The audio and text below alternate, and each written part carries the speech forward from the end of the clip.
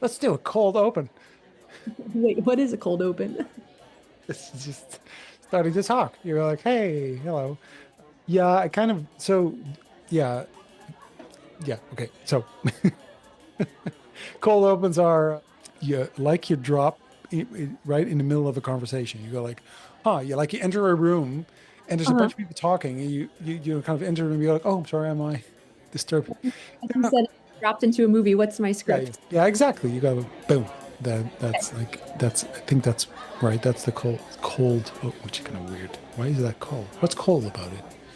Maybe it's abrupt, like a cold plunge. Like, I think it's a warm open because it's like you're kind of getting into a conversation, right? It's not. It's like it's a warm. To me, it's a warm thing. It's like you're all of a sudden you're like part of a conversation that you're almost eavesdropping a little bit, but it's not. But you're included. You're okay. You're allowed. yeah, You're not part of it, but you're allowed to listen in. you don't have to initiate the conversation. That's Yes, kind of. I like those things. much easier than a cold plunge. Yeah. Exactly. It's very, yeah, I like it. You don't have to say anything. Come on in. Just And sit down and restaurants, they'll have a soft opening. So, like, they won't announce, okay, our restaurant opens on Friday. Everyone come in. They won't announce it. They'll just say, okay, just bring in the friends and the family members. And so then and that's called a soft open or soft opening. so that's what we do. We have a soft open. That's what it is. Yeah. You're everybody's invited, but don't tell anyone else. Yeah, yeah. Okay. We talked again about neurodiversity and You certainly did. Yeah. which and We, so this part, and I mentioned that in the podcast, but that this podcast, you know, is meant to be also a research on creative leadership. Mhm. And neurodiversity is emerging as a huge kind of Yeah. thing, a pattern that we see all the time with everyone that we talk to. Almost everyone. No, everyone. Because I'm Just starting to think, was there one normal person? No. It's a topic that is important, and so and obviously, I mean, there's other things, right? So, but it kind of sticks out to me, but also because it's something that I'm interested in, right? And we are both interested in. So I'm kind of thinking, is that one of those, you just hear it all the time because that's the thing that you're interested in, like because, right, when you buy a red car, all of a sudden you see red cars everywhere. That kind of yeah. bias that you have And towards. one of the clues that I may be well, one of the clues that I realized that I may also be neurodiverse is when all of the people that I was connecting with instantly, or the musicians that I really loved, or the authors that were writing works that just really spoke to me, I was then finding out that they were all also neurodiverse. And so they have the phrase like birds of a feather will flock together, Yeah. which can be a bunch of different things. But of course, in this case, I was like, oh, this is very interesting that these are the people I'm getting on well with. So we do have a bit of a magnetic pole, I fear, in the best way. Yeah, I think so. I think You might need you that's might it. need to search for some neurotypical creative leaders if they Yeah, exist. but I can't find them.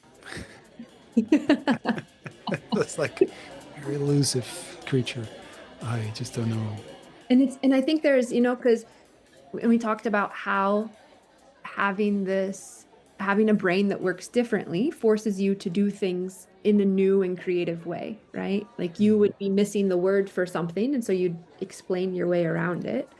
mm. And a creative leader would be creative, I imagine, but neurodiverse people are also creative, right? So then you start to get into this Venn diagram that overlaps. Yeah, it's interesting. And Well, just yeah, yeah. it doesn't mean you're neurodiverse. No. Well, yeah. So maybe we're not looking for a neurotypical, but we're looking for to interview. Yeah, we might be looking for people who have studied this, That would right? also be interesting. Yeah. So people who are so maybe sort of the next chapter in our research, if you will, would be some people who psychologists or some people who have kind of done some real proper research into the psyche of neurodiverse people, and to get a bit of an understanding of what are we talking about, because what exactly is it? I mean, yeah. So I I know a little bit about dyslexia because I was diagnosed with dyslexia when I was very young.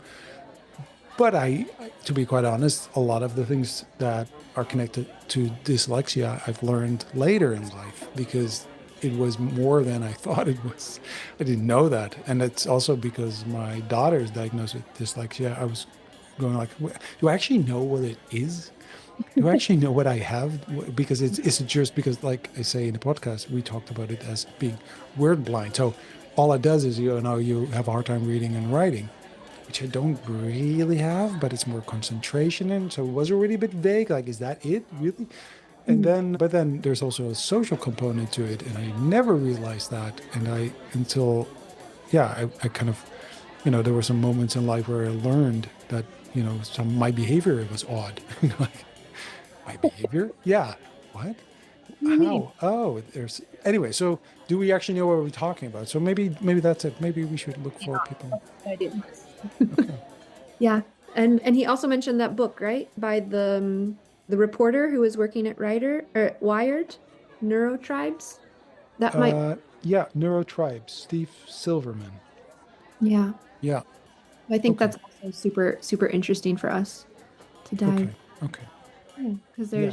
I'm really curious, because we could take it from a research. I am a professional researcher, and I'm not doing the hard science. It's more, the qualitative stuff. Mhm. But we can look at it through a lens of neurodiversity first, and then the second lens would be creative leadership, right? So we could say, okay, our primary focus is neurodiversity, and then within that, we look at creative leadership. Or you could flip it the other way around, saying our first lens is creative leadership, and then the second lens is neurodiversity. Yeah. Yeah, exactly. Yeah, and yeah, totally. I just really got like thinking about this, and also, with Jesse, this conversation, I got just really excited about this whole neuro spiciness. Neuro spicy. I got it's so interesting. It's so interesting. So it's also about what we because it's also relevant.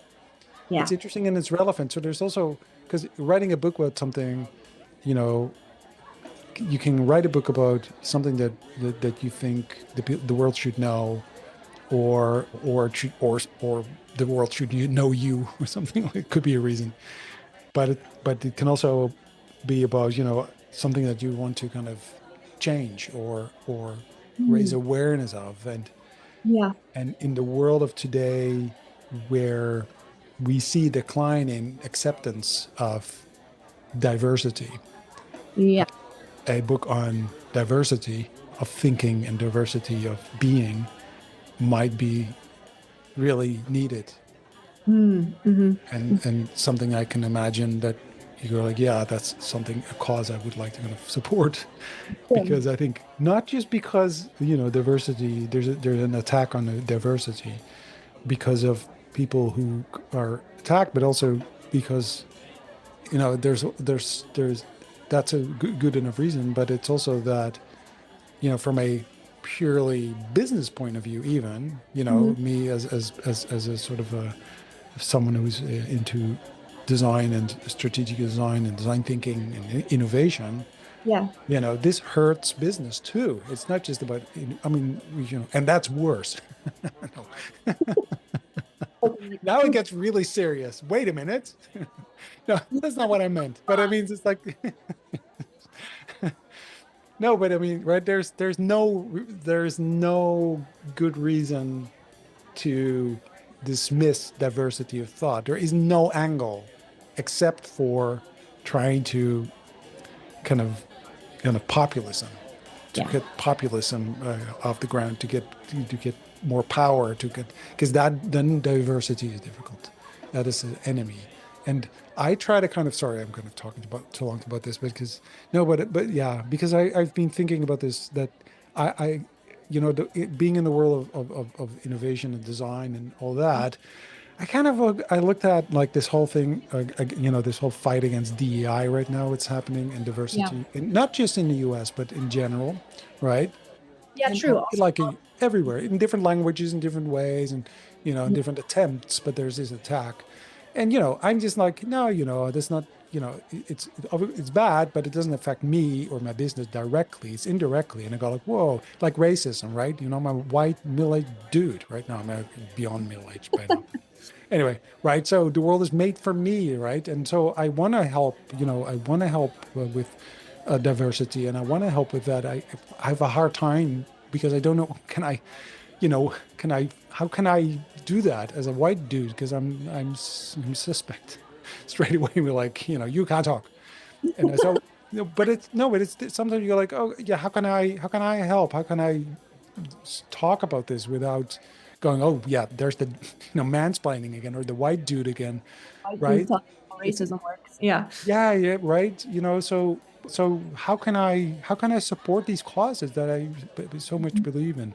And then Yeah. all of a sudden I'm thinking, this whole diversity thing, this fight against this DEI and all that actually is directly that's my world. That's everything. That's like the other things too. Anyway, it's Yeah. complicated, but I go like, wait, shouldn't we raise our voices?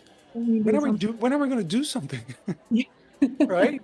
When are Yeah. we going to do something? Anyway, Yeah. this is not the podcast for it, but I think, or is it? I don't know. Sorry, Morgan. Podcast for a lot of things, I think. I'm finding more and more. Yeah, Hmm. so it's really interesting how we could think about positioning the book, right? Because like you said, right, using this towards a specific cause, or you can also like sneak in through the side door, like, oh, they think they're buying a book about creative leadership, but then really we're Yeah, telling them how important diversity is. yeah. We're brainwashing them. Yeah. So there's a lot of ways. Yeah, sneaking up. This is about leadership and making money, and then go like, you know how to make money. Yes, allow for diversity. You thought yes, because that's how you create innovation. That's how you create new. Well, anyway. Hmm. Okay. Well, if anyone out there has an answer, or kind of, Reach out. Hide please, us. yeah, 'Cause- or people we should talk to. Yeah, or people we should talk to. Yes. Should we tell them Anyway. about what we talked about today? Or no? Just let 'em- Yeah, a little bit, because this, my confusing talk right now was sparked by that, because it's there, because it's also it's personal and it's emotional, and the interview that we just did kind of Mhm. made that very explicit for me. Mm. Yeah. Was there one certain part that really made it like the penny drop?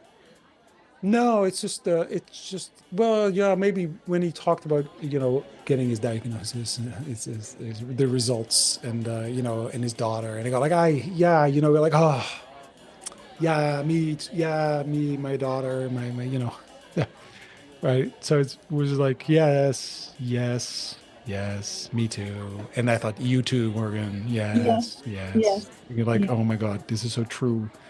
Exactly. Isn't that what we should talk about all the time? Are the people out there? Are those the people out there that need kind of community? Because that's what he said as well. He found community, and he found so many people out there. That bit of I wasn't alone, and I think somewhere there's that. Maybe that's it. Maybe that was the thing. Maybe that was the thing. Because I think when I was young, with my dyslexia, I didn't want school to know. I didn't want people to know. I know I told friends and stuff like that, but I did feel a bit of some loneliness because of it. So Mhm. I think that was sort of what maybe was sort of the thing that sparked it, where it was like, Mm. yeah, Mm. yeah, people are alone, Yeah. because especially now, maybe that's it. Yeah, there's an attack on people, and it's not, and there's there's a lot of us. So, Yeah. But way more than you realize. Way. yes. And it's very interesting because even though we're all coming from different corners of the neurodiverse world as well, loneliness has played a bit of part in all of our Yeah. stories. And I always give the analogy that I always felt like there was a piece of glass growing up. Like I knew that I was different somehow, but I didn't know why or how. And it felt like there was a piece of glass between me and the people I loved and Mm. the people that loved me. I knew that they were right next to me. I knew that they were supporting me, but there was still some barrier. And it wasn't until I met my best friend that I felt like I had finally met a creature on the same side of the glass as me. Wow. That was such a beautiful, like life affirming thing. Like, oh my God, there's another one of me. And I didn't have a label for what of me meant, but just to find someone that I could connect with in this more easily, what in a way that was much easier. And I'm Yeah. finding that, yeah, that neurodiversity for me definitely plays a part in that. So, yeah. Yeah. That's a powerful image. Yeah. Yeah. Yeah. Okay, let's listen to the interview. Yes. I Yeah, think I highly recommend it. If you made it this far, keep going because the conversation is really inspiring. yeah, Yeah, it gets better. It gets better. Yes. definitely enjoy. So, you meet someone and that person knows everything about your resume. They know what you've done professionally, but they want to know who you are as a person. So who are you? Yeah. Oh, well, that's a question I've been thinking a lot about due in the last year or so due to a near-death experience, and just trying to, you know, when things are going well, you don't take time to reassess, are they going correctly? And when the ant farm gets shaken, you suddenly, okay, well, how do I want to rebuild this? So who I am, I would say first and foremost is a father. I have a wonderful daughter, just turned 12, and I am a singer-songwriter. And for my career, I've been a strategist, specifically towards in the field of CX and digital product strategy, and primarily with a focus for financial service clients. But I guess the other things that make me me, I am an avid reader, always have been. I do about a book every 2 weeks, and I am a word nerd. I love words, right? The etymology of them, how they work. I mean, languages truly are our first technology, and it's still probably the most important technology that we have as a people. So I've always been fascinated by words. I mean, even in high school, I was the teacher's assistant to the etymology teacher all 4 years of of high school.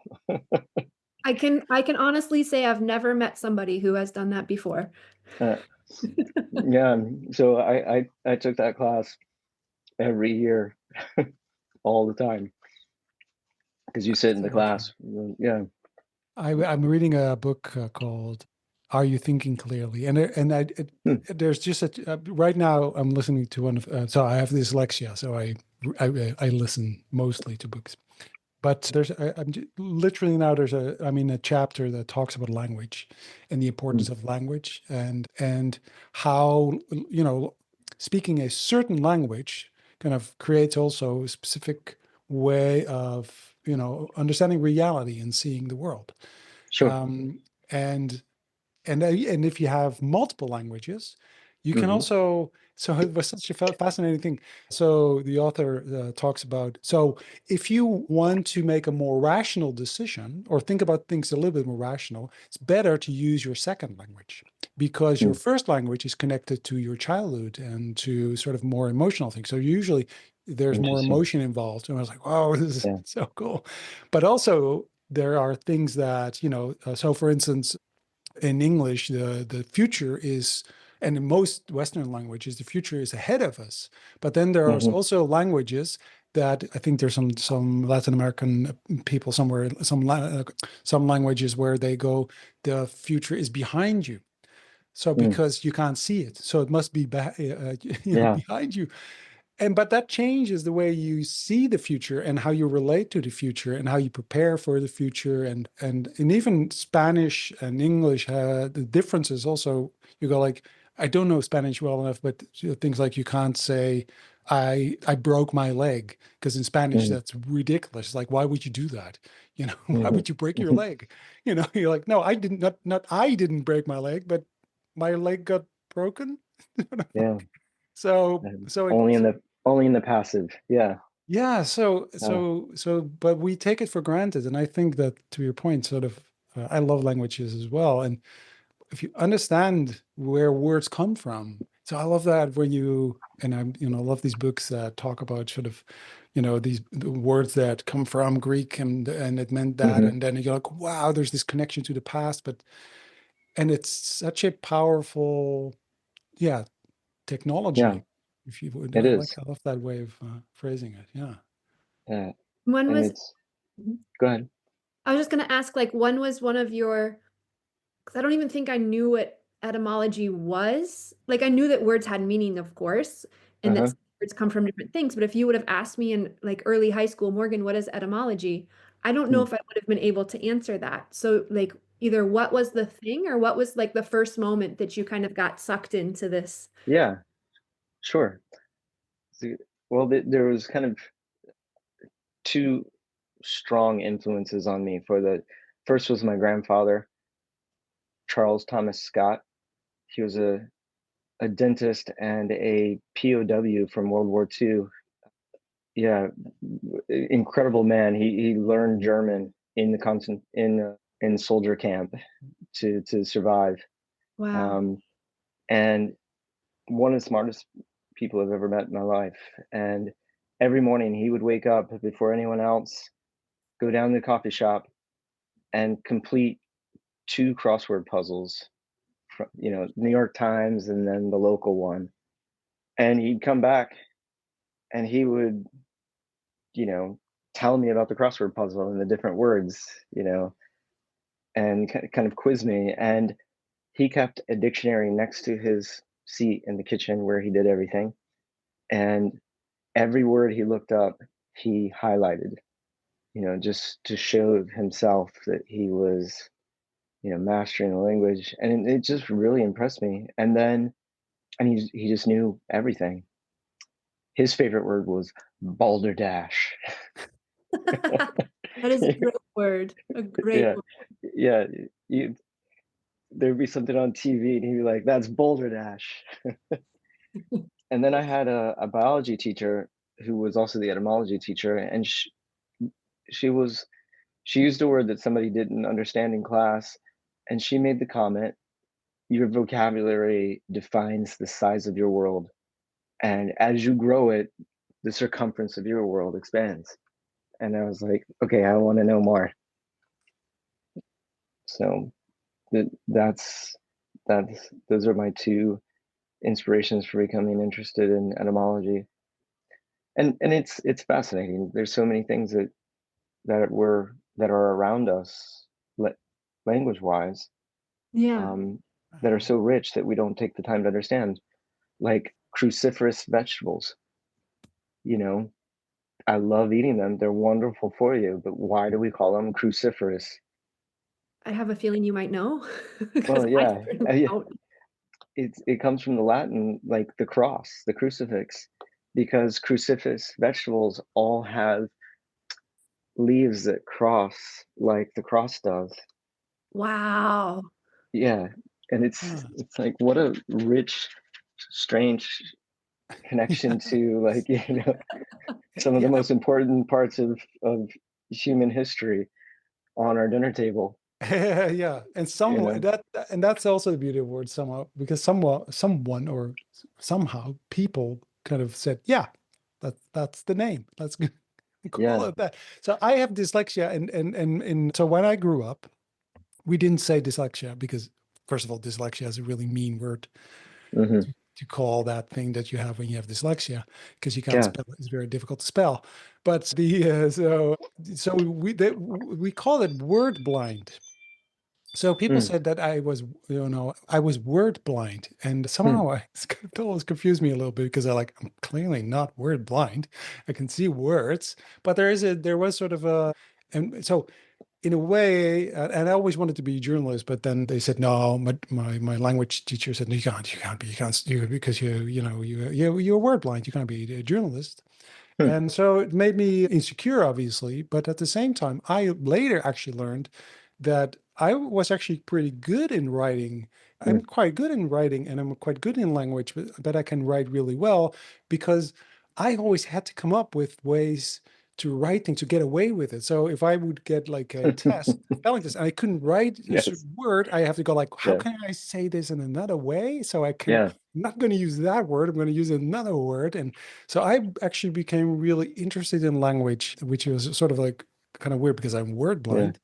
But yeah. So to me, actually, and especially the last few years, I'm more and more aware of sort of not just language in the sense of English or German or Chinese, but Hmm. also in sort of the other languages that we speak. So I just had a whole talk about how young people, youth, use visual languages right now with all these emoticons and gifs and all these things, but also the business language that we speak, right? Hmm. So it's sort of, if you don't and there's this beautiful podcast about this.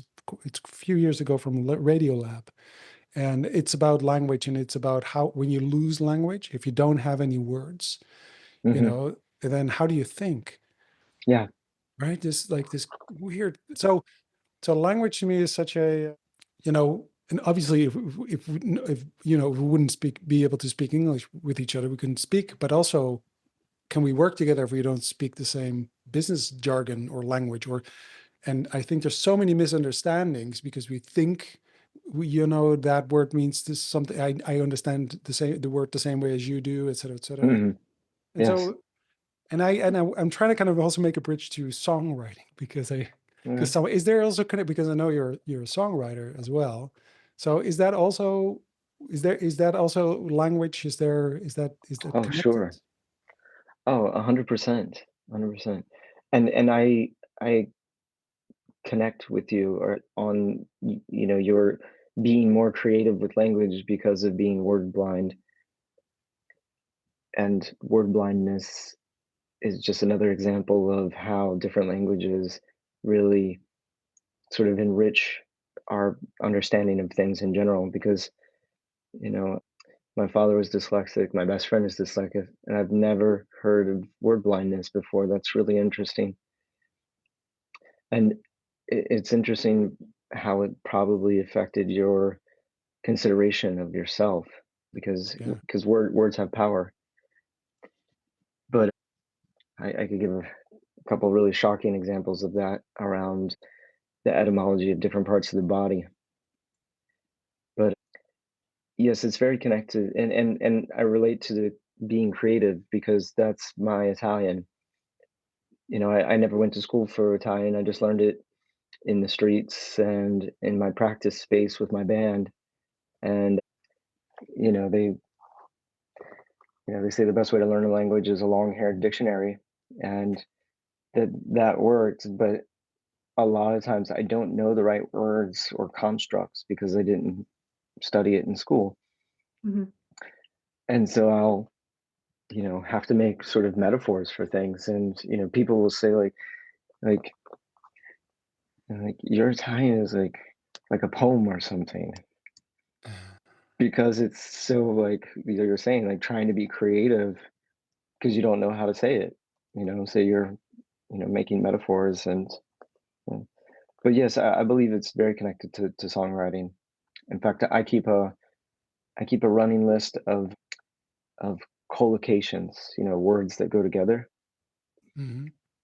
And I keep it because it inspires me to write my own songs.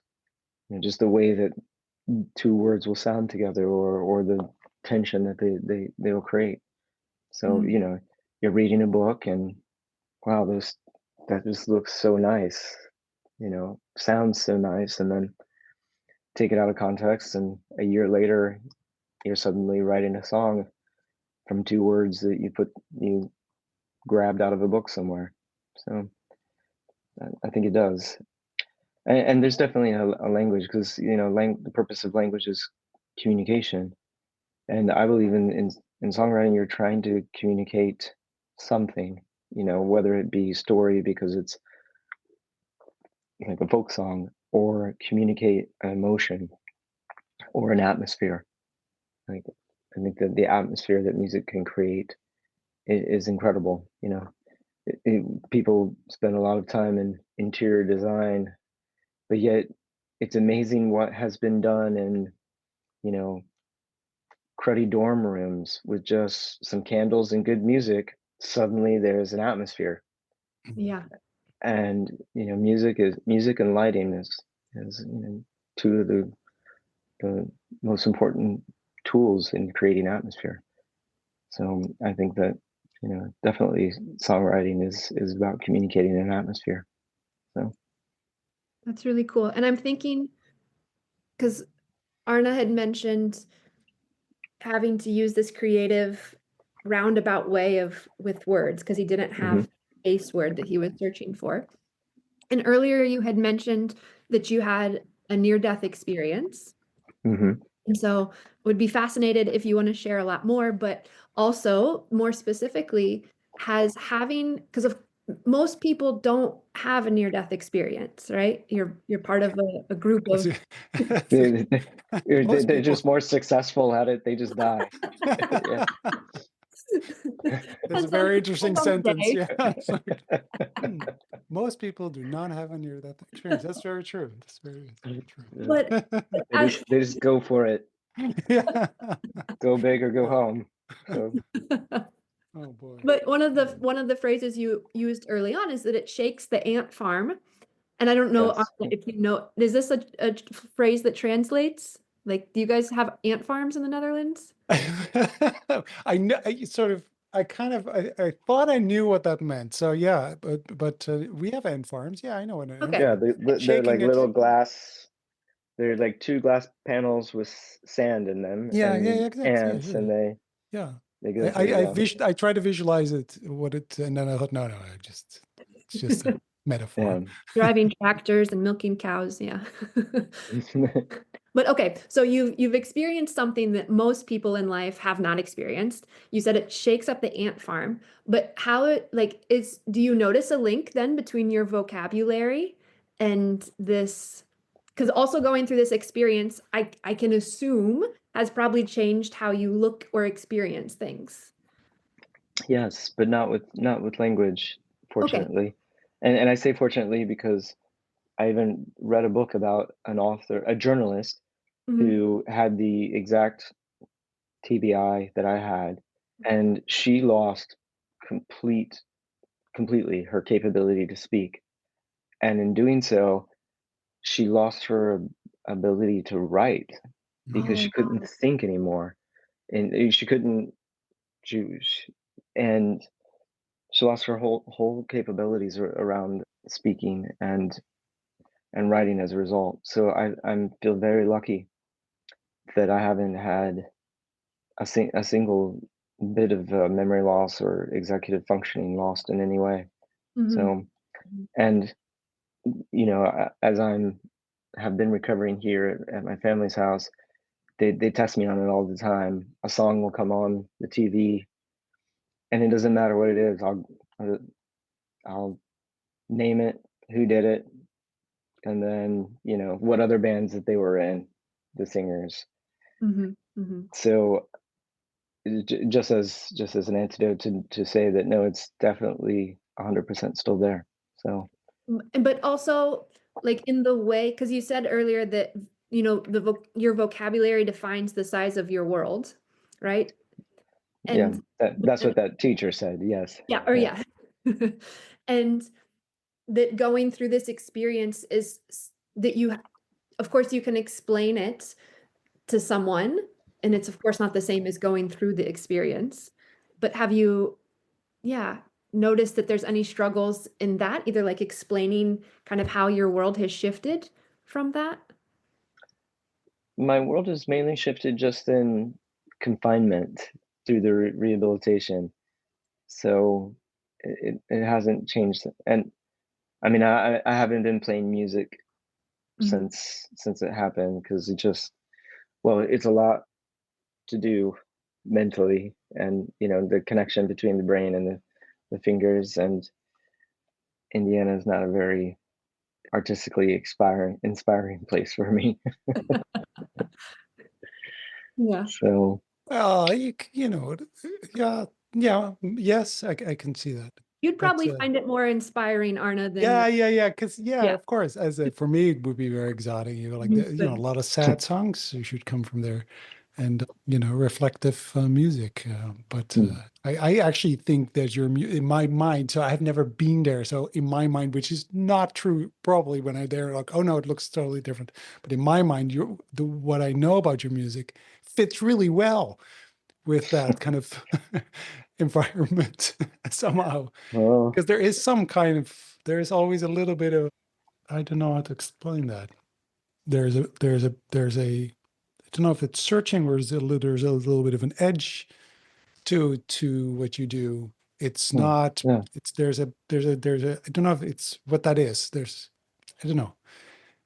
yeah, It's not it's sometimes quite unexpected, the sounds. And so I don't know, to me, it fits.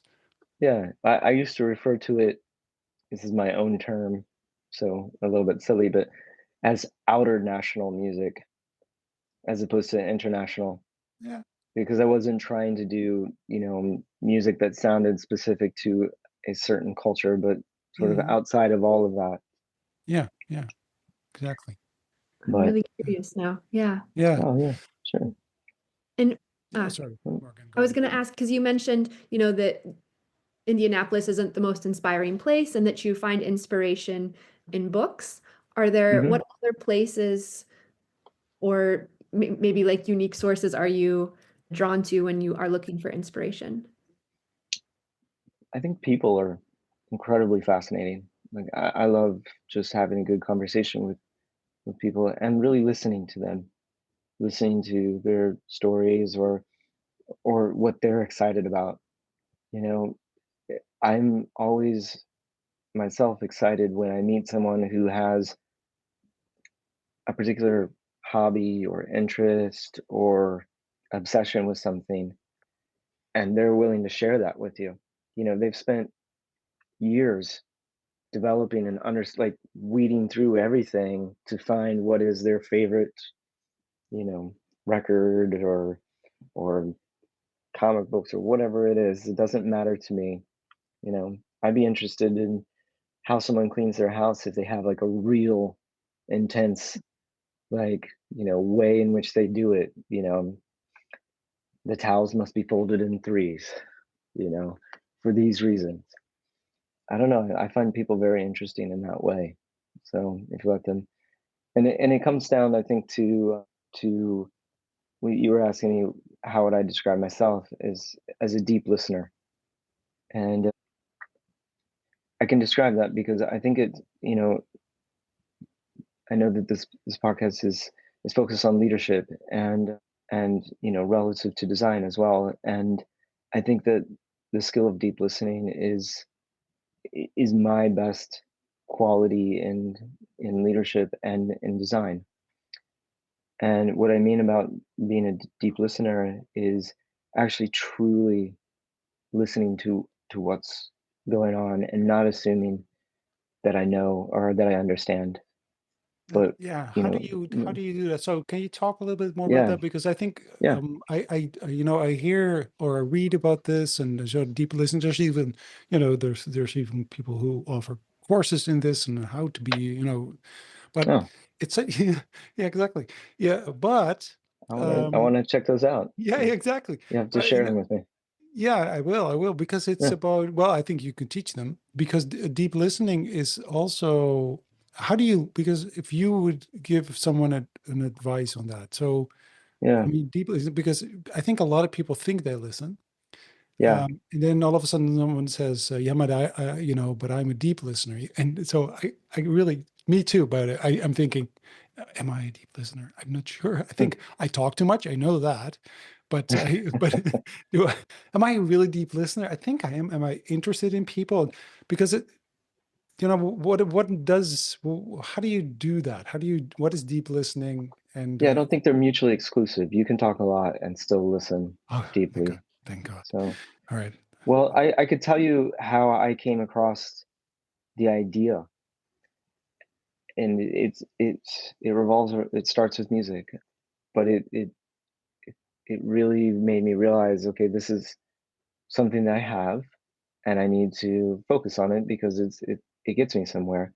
I was working in a record store in this was Richmond, Virginia, and a gentleman came in who I was my job was to buy and price the vinyl LPs because I have a passion for those over CDs at the time. And a gentleman came up who came in quite often. I didn't really know who he was or anything about him, but this was the cool record store on the East Coast, and I lucked into a great job there. And he brings up a record to buy, and it's Led Zeppelin 2. And I go, Zeppelin 2. I was like, I know I'm the record store guy, so it's not cool for me to like this, but this is the best band ever. And he was like, yeah, they're really good. Because the record store guy should like whatever's the cool, new, artsy thing. And and I go, plus, this is the Led Zeppelin record with the scary voices on it. And he's like, what are you talking about? And I was like, well, Led Zeppelin 4 is the one where if you play it backwards, supposedly there's Uh-huh. these voices, but this one you just play it forwards and there's like scary voices on it. And he's like, guy, I don't know what you're talking about. I was like, okay, so pull the record out, put it on the turntable, line it up or cue it up for Babe I'm Gonna Leave You. And then right before the scary voices come on, I turned it up all the way, full blast. And he hears this, and I was like, scary voices. And this guy's eyes are just giant. And I take the record off, give it to him. He's like, I've heard this record 1,000 times, never heard that before. And like, it's right there. And about a week later, he came back in with another stack of records to buy. And he goes, hey, those scary voices? And I was like, yeah. He goes, you know what they are? And I was like, demons. And he goes, no. He goes, no, they stored the tape wrong. And I was like, Ah. what are you talking about? He's like, the recording studio stored the tape wrong. You're supposed to store tones on tail. And he explained to me that, records are recorded on 2-inch tape when done correctly, Mhm. and that's magnetic. And if you store it incorrectly, it'll pull itself apart. And he's like, those scary voices are actually Robert Plant's voice from earlier in the song, just bleeding through, in this kind of like dematerialized way. Yeah. And I was like, wow, that's so cool. How did you know that? He goes, I'm a partner in the local recording studio, Sound of Music, which is a great recording studio in Richmond, owned by David Lowery of Cracker, Campervan, Beethoven. And yeah, I played that song for the other partners of the studio and turned it up like you did, and they explained what it was. And I was like, oh, that's so cool. And he goes, have you ever thought about working in a recording studio? And I was like, no, I use my telephone and a cassette deck with like a microphone to record some of my own music. but I've never even been inside a recording studio. And he's like, well, we do an apprenticeship, which is usually for people who go to school for engineering, so that they get, their first like real world experience with live acts, paying customers. He's like, but the partners in the studio, they said that they can teach people how to record, but they can't teach people how to listen. And if you heard that and you don't know anything about studios, then you Mm. definitely are, a deep listener. And I said, okay, cool, sign me. I went down there and checked it out. It was amazing. So yes, sign me up. I want to apprentice, and I apprenticed there and ended up getting my own record deal as a result of it, unintentionally. Wow. But it made me realize, okay, well, I'm even in the studio working with musicians, of like really listening, not only the signal to noise of what they're playing, but listening to the people who are making it to get a better performance out of them, you know, because it's hard for people to record. It's a lot of pressure for them. So do you think that because you were already, you were playing music, did the playing of music, is that also, and because, we've had people on who were also musicians, Hmm. and listening is, every time we talk to someone who's also a musician, they'll talk about listening, because they'll talk about, especially because if you play with other people, Yeah, you you have have to to. listen to each other, but also the attention on, the sound that you produce is is that maybe also kind of training your ear, if you will? Yeah, I believe so. And also I think it's something, even if you're not a musician, that you train yourself. I mean, my there were a lot of musicians in my family, mainly country musicians. My dad, he couldn't even carry a tune in a bucket. Like, he couldn't sing to save his life, let alone play an instrument. And he would quiz me. We'd be driving around in the car out in the country, and he would just be like, "Who's this?" And I would say, "It's Yardbirds." Who was in the Yardbirds? Oh, really? Yeah, Clapton, Beck, and Page. What else did they do? And then I'd get home, and he would have pulled out all the records that he'd referenced out of his collection and like put them out for me to listen to. So, you know, I think he is, listening deep, even though he wasn't a musician. I think it's an attunement to something, or an Yeah. attraction. So, but it, I think that, interestingly, you mentioned your neurodiversity of being dyslexic. I'm also neurally diverse, and I find it to have been a tremendous advantage in my career. So I'm a adult. What's the correct way to say this? I always forget. Oh, I'm so glad that you guys will be able to edit this out. I'm forgetting the words for it. So, what is the word for when you're told that you're given A diagnosis? diagnosis? There we go. Thank you. Yeah. Welcome. Ah, sometimes words. Yeah, and it's like you want to get it right. Like Mark Twain once said, the difference between a word and the right word is the difference between a lightning bug and lightning. Uh, Yeah, and that you remember. I yes. mean, that's what Yeah. I can't remember, those things Yeah. where I go like, oh, someone said something really smart and I want to say it. That goes on in my head all the time. I mean, Oh while yeah. you were talking, I had so many things I wanted to share, but my brain goes like, I don't know the name of that person anymore. Right? Oh yeah. Because there's this story about this.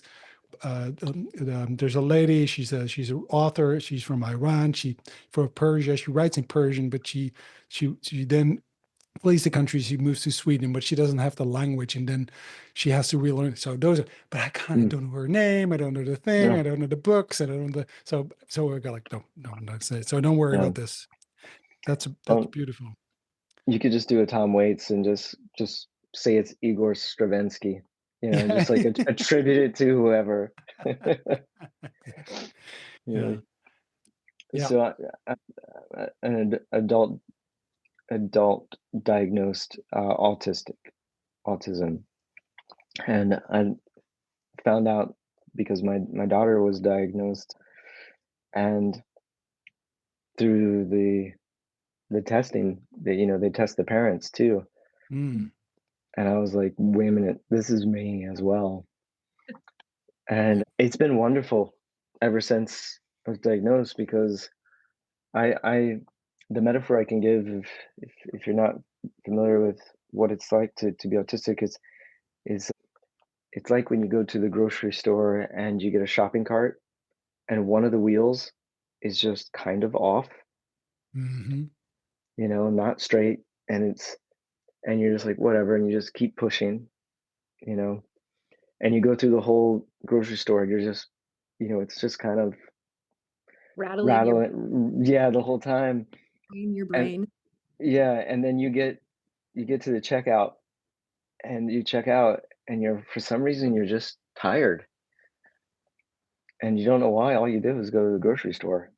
And autism is very much like that. It's like your brain is working so fast and spinning, so many different ideas at the same time. It can be just very exhausting, you know. And so it's been wonderful to have a name to give to something, because then you start to understand it, you know, and find community. So which is larger than I would have ever imagined. It's very interesting how big the community of neurodiversity actually is, the number of books and people. But the reason I brought it up is because, in design and in leadership, so much of what you do is ethnographic research, interviews, stakeholder interviews, and obviously I bring deep listening to it. But what I don't do is I don't ever assume that I understand what that person is feeling, because I know that my mental hardware is wired different than most people. Hmm. And I've been next to so many astoundingly good designers who are in the same ethnographic, interview with me, and they're like, "Oh yeah, I know. Yeah, I feel that way too." And I just think to myself, no, like you don't know exactly how they're feeling. Like, and I then say, actually, I don't know what that is. Can you explain that to me a little bit deeper? And then typically people are really happy to be given the opportunity to talk more about what it is that they just expressed, because they themselves probably didn't put the right words together for their own. Mm. Yeah. So, Totally. and it's always just been astounding how many times the unlock has happened in projects because of that, you know, because of that diversity of thought of thinking, well, I don't know, just please explain it to me more. So Yeah. it takes the listening even deeper. So, I really like the metaphor of the shopping cart because oh, thanks. because actually it's sort of with dyslexia, it's actually the same. It feels the Mm, same. It might be a slightly different kind of situation, but this idea of because and we talk about this a lot because we talk about creativity and creative leadership, and mhm, And so a lot, if not all of the people that we've interviewed, the whole, what was 65 people, right? About now, yeah, 65 people. I think they're all neurodiverse, and which is really Yeah. Or- interesting. Well, I kind of knew that because I've been working with creatives a lot, and I knew it was sort of something that, creative people often have, or there's Yeah. something, they're neurodiverse somehow. But I Hmm. wasn't really expecting it to be this common amongst creatives that Yeah. we, and it's such an interesting thing. But we talk about it a lot, and also, me and Morgan, you too. You just, Also neurodiverse. Yeah, yeah, yeah. you just at your, what were you, Got all my joking? results. Yeah. Yeah. Yeah. So, but what happened, at least, and that's why I like that kind of metaphor of the shopping cart, is because everybody, it feels to me, it feels like everybody's just going about their business and as if it's normal. Yeah. Yeah. you know, and you go like, I don't know this thing. How did they Yeah. do it? How did they do it? Because it's the I'm getting shopping there, cart. but Yeah, it has this, it has this kind of thing, but you don't. So I'm sure I don't know there's something wrong with the shopping cart. So I didn't know that. If you don't know mm, there's something, so now you know, right? Now you go like, oh, my shopping cart. yeah, That's why I'm tired. But before putting a you, name to it.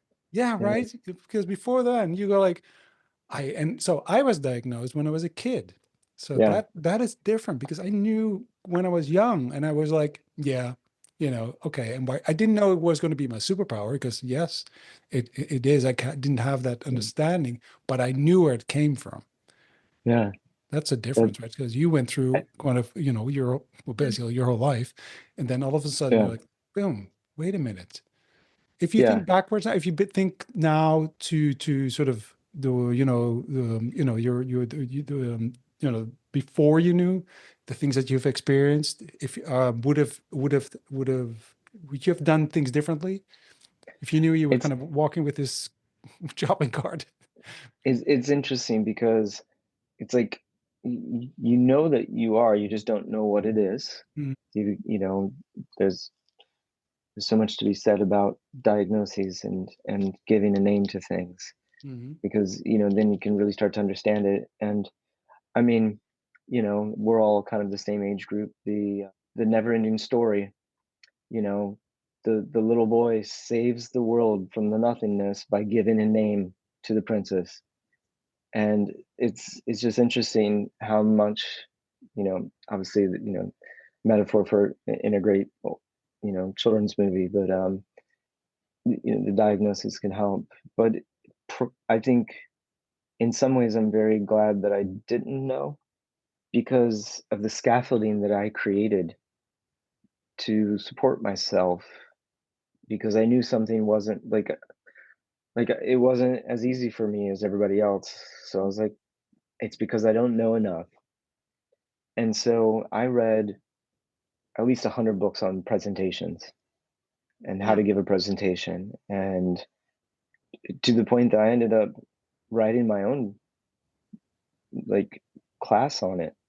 And I would deliver that class at one of the agencies I worked at as a lunch and learn.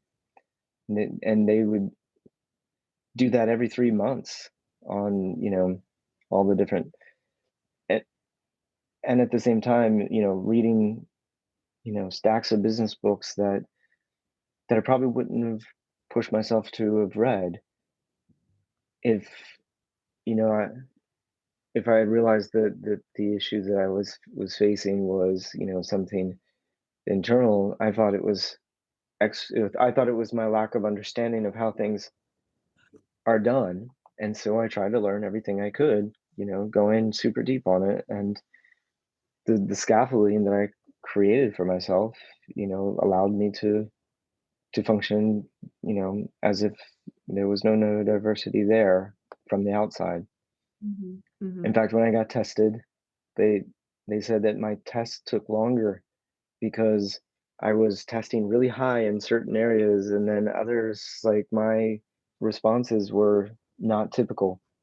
And when they finally gave me the diagnosis, the they just said, it seems that you've built up a lot of, scaffolding around yourself to do this. And they go, you must be really tired. And I think I just started crying because I was like, yes, I'm tired. Um, Not this tired? What do you mean? yeah. Yeah. So, Yeah. No, this is very relatable because I also just got all of my results. And it's very funny because I went in suspecting autism for myself. okay. It kind of started unraveling and they're like, "Oh, but we think there might also," or I went in suspecting ADHD. Yeah, that's usually the case. Yeah. Yeah. As it started kind of like unraveling, they're like, "Wait, we also think there's some autism. We also think there's some high giftedness. Let's just Yeah. for, everything." Yeah. And came back that I have a little bit of everything, Uh-huh. but mild ADHD. I'm almost certified autistic, but not quite. And, and the high giftedness isn't a real diagnosis. It's just a collection of Yeah. traits. So they can't give me anything. Yeah. But so it's also kind of fitting because I feel like I'm a little bit of everything, but also nothing. Yeah. And But and that's great because typically, I don't ever like to draw gender lines, but unfortunately, especially for girls, mm, it's they rarely ever get assessed. yeah, Like boys, they run around like hellions, and immediately it's like, oh, they must be ADHD. Let's get them into the doctor. But it exemplifies very differently in girls, yeah, as I learned, having a daughter who's ADHD. yeah. So it's good that you were able to get in, and to Arnie's point about there being a lot. There's a great book called Neurotribes by Mhm. Steve Silverman, Ooh, sure. and he was, or it still is probably, a writer for Wired magazine, Cool. and he went to his editor and he was like, hey, interestingly, all of these, you know, tech leaders and people that he was interviewing for Wired all seem to be neurodivergent. And he's like, I'd like to explore this and, just go, take it as a story, go full on. Is there some sort of connection to this, based upon different, career or industries?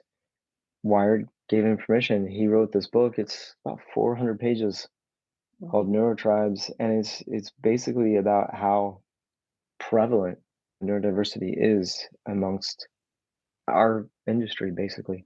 Yeah, That's fascinating. Yeah. yeah, it's a good one. So Yeah. And I can Well, Mhm. no, go ahead. I was just going to say, I can imagine tech leaders have a lot in common with creative leaders. So it mhm, checks. Yeah, well, because it's at least the way I've always seen it is that if you are, if so if you're pushing this shopping cart and it's not, and you get really tired, you have to find solutions mhm, that other people don't. So you Yeah. have to find somehow how to deal with that and to do things yep, differently, right? And so 100%.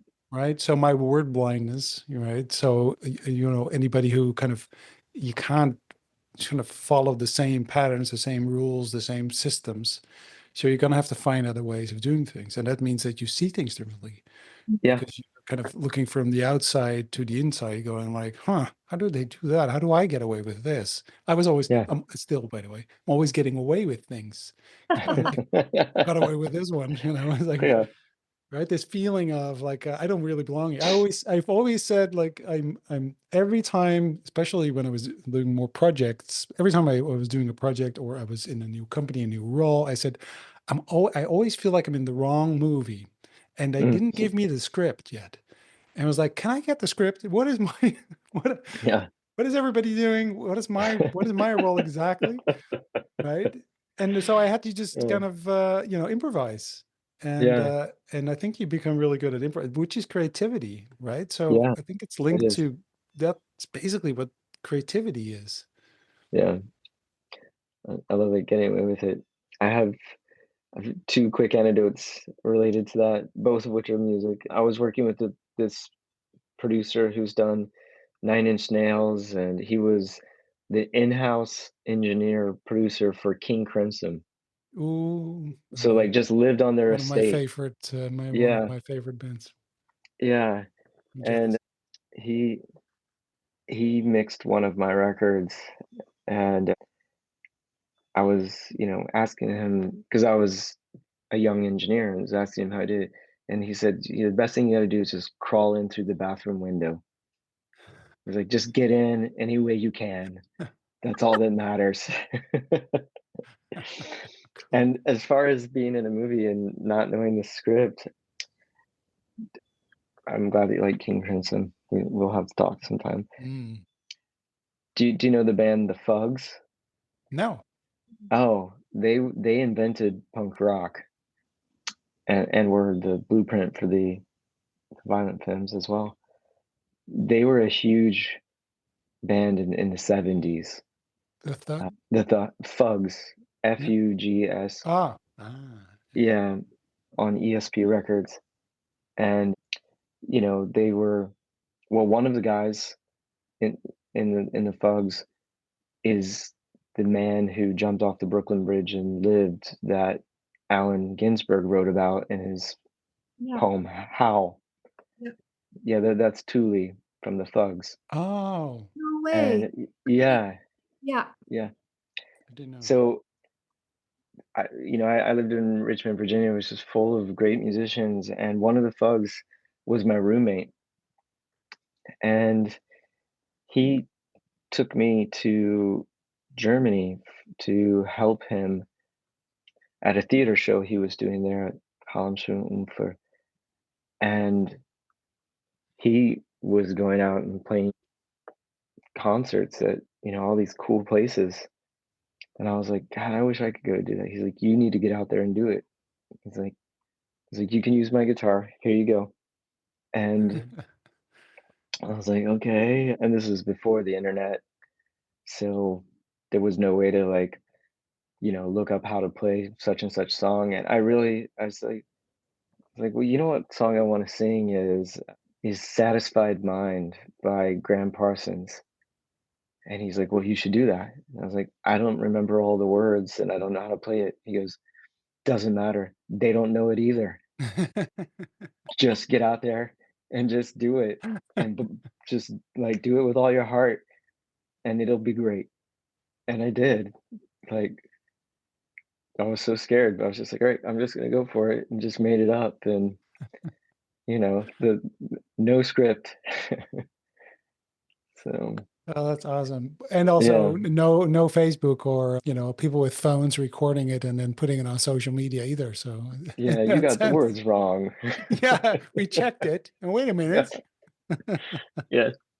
I Yeah. really Which those are some of the well, times oh, I'm most oh, alive. okay. When you step into something, you want to do it, but you don't Yeah, know 100% how it's done. yeah. Well, I really admire Otis Redding for that reason. Like he was young and was getting a recording contract, and they like go in there and sing. He said, I just heard this song on the radio, Satisfaction by the Rolling Stones. He's like, I want to do that song, but he didn't know the words. Like there was no liner notes because the song had not been released. It was just on the radio. Mhm. And so they were writing down the words, like what they could remember, and they didn't have all the words. But he went in and recorded it, and he just started going like, and making these, you know, utterances that sounded cool and really kind of gave him his own style. And then later on, Mick Jagger said he was so impressed by it that he started doing it himself, just making those utterances, which he's, kind of became part of who Jagger is. But isn't that It's how like, innovation works anyway, yeah, right? You it's you you amazing. make a mistake or you have to make it up or you kind of improvise and stuff Hmm. happens and then you do something you otherwise would have never have done. If you, Mhm. you know, if you thought about it before and you couldn't, you know, you scripted it all before and you were, so that's a, yeah. So having the courage to just go up there and just do it. And just Yeah. like, well, I'll make it up, you know, as we go along, and then new things emerge, and then recognizing it as well, going like, yeah, that's really cool. Instead of going, no, no, no, no, no, no, no, that's not supposed to Yeah. happen. And Yeah. I think a team is important there, Hmm. you know, because he started writing his own songs. Some of them were incredible, and the other ones they were like, enough of those words. Just make those cool sounds. And he, you know, because they could listen, they could hear Yeah. what that outside listening standpoint. So teams are important for that. Yeah. Yeah. And I think one of the things that came to mind, you said that your roommate, I think it was, he said just, or maybe it was the Hmm. engineer, you said just crawl in through the bathroom window, get in Yeah. any can. And as you're sharing this story, right, of Otis Redding recording a cover he didn't know all the words to, or you even getting on stage, right? Mm. Nobody's going to give you permission. It's just that step you have to take. And it is, yeah, I think Well, that's a, giving yourself permission, right? Yeah. So Yeah. yeah. that's the yeah. But that's also, you know, to your point, Jesse, about having a team. I mean, giving yourself permission, but also feeling that you know, nobody's gonna kind of laugh at you or Yeah. ridicule you, or you have the space that you can actually, you know, try stuff out. And that's Yeah. also about leadership, right? It's also about leadership of the team in that sense, that there's a group of people that also you all take responsibility for creating this space where you can actually have that kind of Yeah. allow that to happen. Yeah. 100%. I think that you know every I'm used to working in project teams that are different for every account. Mhm. You know, and the way that I always start every project is getting the team, learning who your team is, understanding like you know what is the paint box or the box of paints that you have. And I just always sit down with that team and just say, this is the project. How do you think that we should do it? And have each person give their idea of how it should be approached. You know, what are the things that how's this going to fail? And people will suddenly talk about whatever their fears are about it, and then that gives you the opportunity to say, great, well, how do we not do that?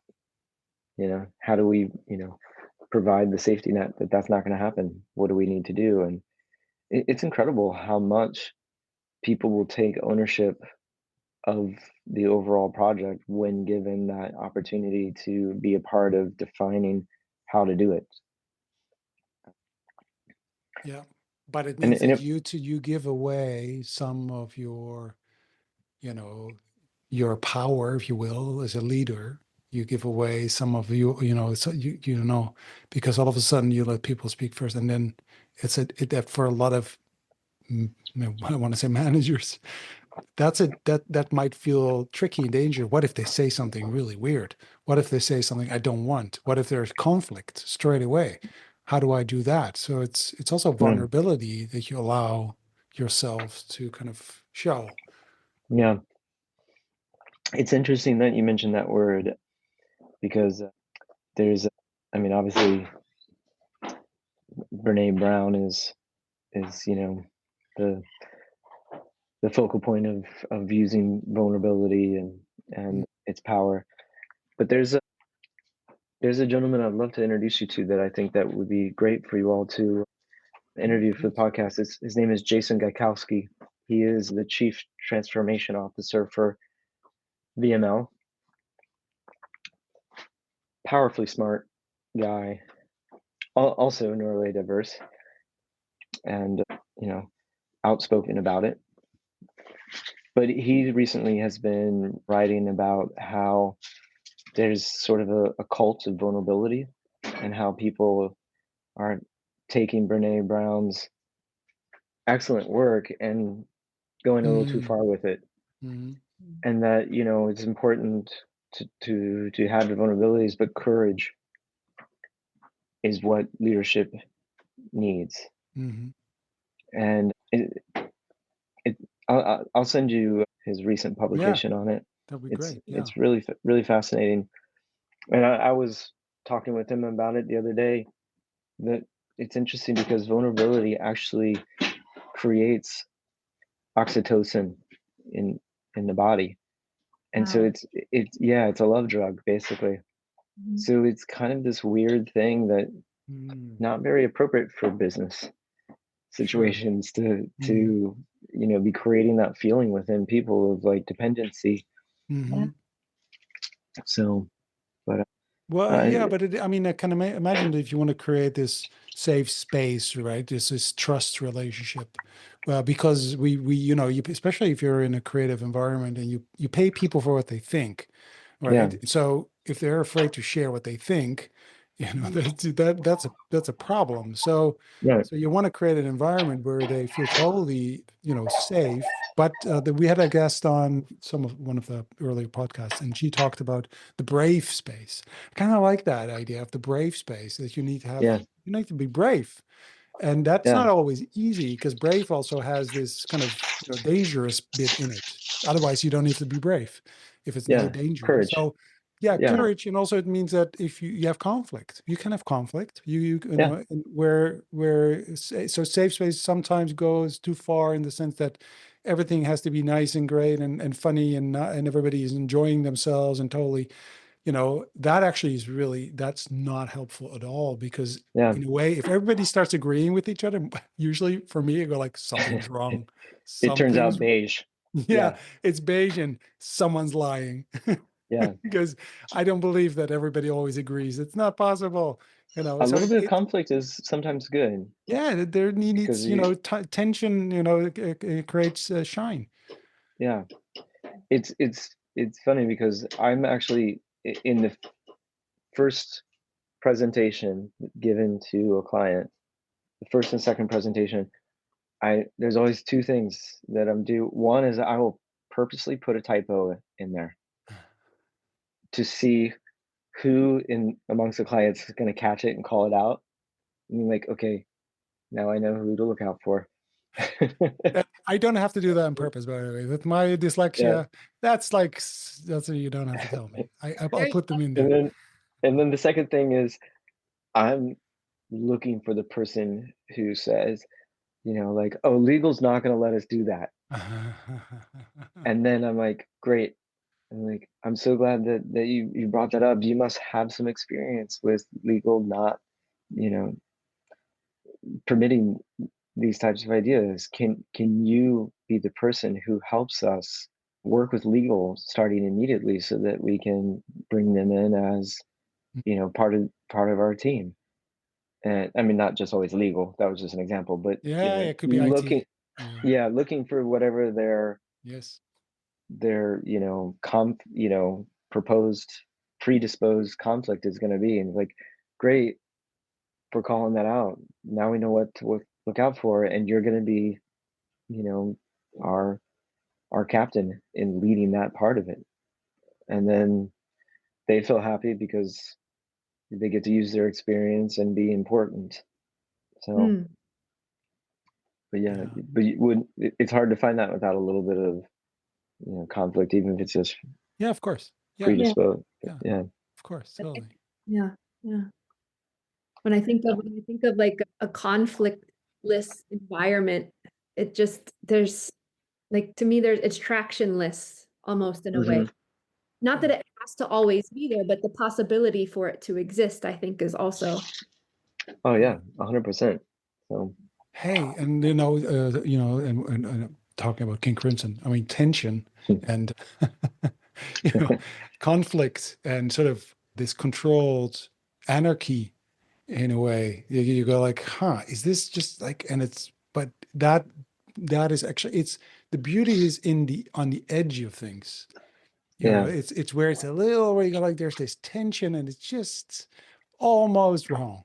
Like that's also in art, right? Art, yeah, something that it's is true. like, it's is it is it good or is it not good? I don't know. And that's like that's where the tension is where that's where energy is. That's where it resonates or it does something to you. That's where the emotions are, right? Yeah, It's the same with the relationships and people and teams. And yeah, I think I think there's a like a universal kind of rule on that, and we sometimes yeah, just simply forget about that people yeah. and It's relationships. like the classic Leonard Cohen quote. You know, there's a crack in everything. That's how the light gets in. Exactly. Yeah. Yeah. I think So that's a universal law. And we yeah, sometimes forget about the crack that we really need that. And yeah, or we just ignore it or something. I don't know what's happening, yeah, but it is that kind of thing that's happening within in the world of design. Currently, I don't know where we are right now in the world of design, to be quite honest. I think the world is a bit like we're going to wait and see, but there's a lot of tension right now, by the way. That's yeah. yeah. Oh yeah. And this is where Um new things happen, right? Sorry, go ahead. yeah. I have one question for you. You said that you wanted me to Yay. read this book Yeah. before our talk, and I Yeah. did, and I really enjoyed it. What book? Um, Hope for cynics. Hope for Cynics: The Yeah. Surprising Science of Human Goodness by Ah, Jamil really? Zaki. Yeah, and I've actually bought it for other people. Just send it to Yes. them. Yeah, and I love the in the end of the book where he talks about dealing with his emotions around the death of his friend. Yeah. How he says grief, the weight of our grief ne- never changes, just our ability to carry it Mm, as we go stronger. And I was just like, just such a beautiful way to talk about grief, because yeah. everybody wants it to go away. It's like, no, it's just, you just get stronger at carrying it. So, Yeah. There's a short documentary about this friend, by the way, oh, on it's on YouTube. You can just find it. It's really interesting to see the face, the person, uh-huh, because he talks about him all the time. And then you yeah, see him, which is kind of yeah, it's kind of emotional, really. You're like, huh, oh, it's not just the book; it's a real person. And he talks about, and he does a presentation when he already knows he has this tumor in his head, and what his legacy is going to be, and it's really powerful. But the work he does and did is so a hope for cynics. Obviously, the whole idea is that you can be critical, but be hopeful too, because if you become only cynical, then nothing's possible. Then it's just everything is doom and gloom. But actually, yeah, you gotta be cynical or sorry, critical, but with sort of a hopeful outlook, because that's how you make things. That's how you make a difference. Things can be yeah, better, and you can actually make that difference. And I think I haven't read this book yet, it's on my radar, but I think it's so funny because the people that I encounter that are the most hopeful have been through the most like gruesome, devastating thing. And to see that contrast and intention, I think is also, I don't know, yeah. it's Like mesmerizing. Viktor Frankl, like that. Yes. Yeah, exactly. Yeah, Yeah. And there was a really beautiful piece translated, and basically this conversation was happening between somebody and a Palestinian mother who was going through all of the war and everything. And yeah, he's saying, enjoy the things that you have now because I don't have these things now and I wish I would have cherished them more. So don't give them up on my behalf. Continue to cherish them. And I think it's kind of the same beautiful mindset and mentality that kind of can draw people who maybe are cynics or have gone through something so difficult that make hope such a powerful yeah.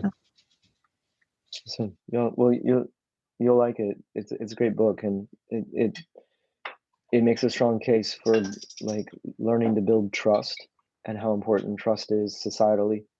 Mm-hmm. Um, and you look at all the crazy things going on in the world right now, and how what a deficit in trust there is on on purpose in the U.S. by this administration. But it's it's it's powerful. Thank you for the recommendation. I'm glad that that I read it.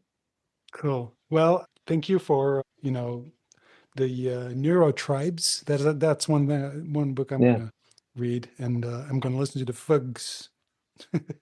Yeah, Which is, they're great. yeah. The Fugs were also famous for doing a exorcism of the White House. Oh, they're okay. They have to come back. It I needs to like be. them. Yeah, yeah, they're great. So Oh, and that's and awesome. and it's crazy, like Sly and Sly and Stone and the family Mm. used to open up for the Fugs. Like, Oh, really? yeah, like in the 70s, the Fugs were really important. Oh, I And don't know why. Why don't I know? I know it. yeah, Never heard of them. but yeah, Hmm. they play at the Smithsonian now. So, Oh, wow. well, no, not all of them. Thule's passed, but yeah, good people. Hmm. Well, we have been talking for a long time, Yeah. and I really enjoy. Yeah, it's always it's always the case with these conversations that because they really resonate with us as well. So it's not just we talk about leadership, we talk about creativity, we talk about neurodiversity. By the way, I think our book title, because this always is also part of a book research on creative leadership, but now I'm kind of Oh. thinking that it's all about, and so one of our guests, or two of our guests actually, they talked about neurodiversity, but they talked about being neurospicy. And now I'm thinking we should have like that I should be like that. the title of Yeah. the book should be Neurospicy Recipes for Creative Leadership. Huh. That be so we'll That's have Well, I have a couple other books related to it, so I'll send them to yeah, you. please. Yeah, there's some good ones out there. Cool.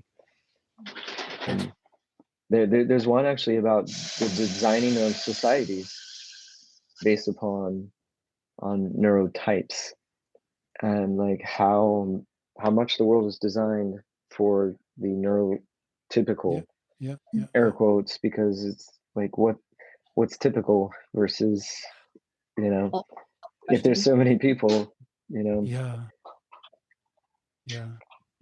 But And I think yeah. your by the way, I think your president isn't neurotypical either. So I mean, just that between you and I don't. It's I just think there's maybe some. not neurally developed.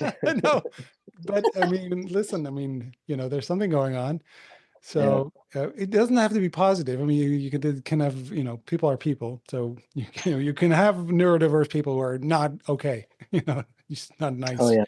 right? So Yeah. yeah, it's true. Okay. Anyway, Yeah, we ask about the future. yeah, I want to talk. Yeah, yeah, exactly, because that's what I want. But I do want to kind of. So I'm assuming that you're going to be recovered very quickly. Because our last question is usually, what are you looking forward to in the future? But then maybe you have another answer. But my assumption was that you would say, well, totally being completely recovered. But what are you looking forward to in the future? What is the thing that is sort of on the horizon? You go like, yeah, that's what I'm really looking forward to. Oh wow. In all honesty, I'm really looking forward to my next role. I'm currently Mhm. on job hunt right now. Now that I've finished rehab, so I'm just excited to get plugged into a new role and learn, Mhm. as you do with every time that you start a new position. Learning so much from the people that you work with and the company that you work with, and then the clients that you work with. So I'm most excited about that. Yeah. And on the heels of that, being able to release the, I had just finished a record before my coma. And once I get a job again and a new role, get settled into that, I can go through the process of getting that record released as well. So I'd be happy to get that out there. So Very cool. those are the two Is there things. somewhere we can, I mean, can people listen to your music? Oh yeah, it's on iTunes and Mhm. Spotify for Mhm. sure. Under Right? Jeff. No, it's under the name Tanakh, Tanakh. So Okay, that's good. Very cool. Yeah. We're going to listen to your music. Thank you very yeah, much nice. for this. Yeah. conversation. I really, really enjoyed this. Yeah, Me me as well.